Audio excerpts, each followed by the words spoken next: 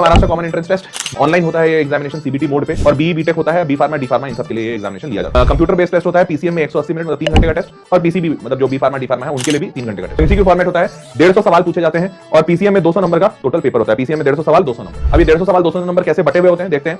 तो overall paper 1 जो होता है मैथमेटिक्स का, जिसमें 10 सवाल पूछे जाते हैं 11वीं कक्षा के, 40 सवाल पूछे जाते हैं 12वीं कक्षा। 12 पे बहुत ज्यादा वेटेज है, हर सवाल पे 2 नंबर दिए जाते हैं, तो 10 और 40 50 सवाल हो गए, 50 क्वेश्चंस 2 मार्क्स 100 मार्क्स का टोटल पेपर बन गया मैथमेटिक्स का।